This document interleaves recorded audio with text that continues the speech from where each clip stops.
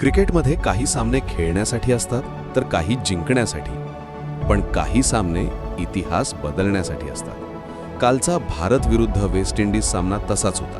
रोमहर्षक, थरारक आणि शेवटच्या चेंडूपर्यंत श्वास रोखून ठेवणारा. वेस्ट इंडिजने 196 धावांचा डोंगर उभा केला.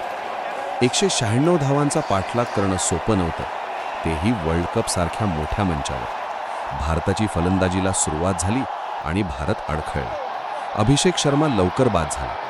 ईशान किशनची छोटी खेळी संपली. सूर्यकुमार यादव अपेक्षेप्रमाणे चमकू शकला नाही. स्कोअरबोर्ड पुढे सरकत होता, पण आत्मविश्वास तो मात्र डगमगत होता. आणि त्या क्षणी एक खेळाडू शांत उभा होता. डोळ्यात जिद्द, चेहऱ्यावर स्थिरता. नाव संजू सॅमसन. ही फक्त एक इनिंग नव्हती, हे उत्तर होतं त्याच्या टीकाकारांना. ही लढाई होती स्वतःच्या अस्तित्वासाठी. संजूने सुरुवातीला संयम ठेवला. सिंगल्स घेतल्या, स्ट्राईक फिरवली, सामन्याची परिस्थिती समजून घेतली. पण जशी वेळ आली तसे त्याच्या बॅटमधून फटके नव्हते, तर जणू गर्जनाच बाहेर पडत होत्या. Cover drive, pull shot, long ऑनवर प्रचंड षटकार. प्रत्येक फटका सांगत होता, मी इथे आहे आणि भारत जिंकणार. दबाव प्रचंड होता. प्रत्येक चेंडूवर अपेक्षा होत्या, पण संजू कुठेच घाबरला नाही.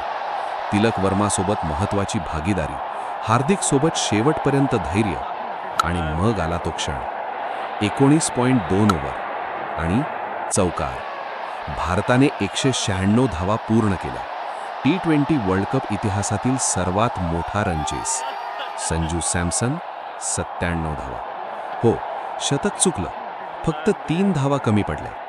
पण मित्रांनो, कधीकधी 97 धावा देखील शतकापेक्षा मोठ्या असू शकतात. हे भारतीयांना कालच्या सामन्यामध्ये समजलं. कारण 97 धावा म्हणजे 10 वर्षांच्या प्रतीक्षेचं उत्तर आणि 2016च्या पराभवाच्या वेदनेचा बदला. काल संजूने फक्त सामना जिंकला नाही, काल संजू सॅमसनने इतिहास लिहिला. टीममध्ये येणं जाणं, संधी मिळणं हुकणं, टीका, शंका, ह्या सर्व गोष्टींना आपल्या फलंदाजीमधून दिलेलं खणखणीत उत्तर होतं. आता भारत सेमीफायनलमध्ये आहे. स्वप्न अजून जिवंत आहे. ट्रॉफी अजून 2 पावलांवर आहे. पण हा प्रवास लक्षात ठेवला जाईल, कारण या विजयामागे उभा होता 97 धावांचा एक योद्धा, संजू सॅमसन.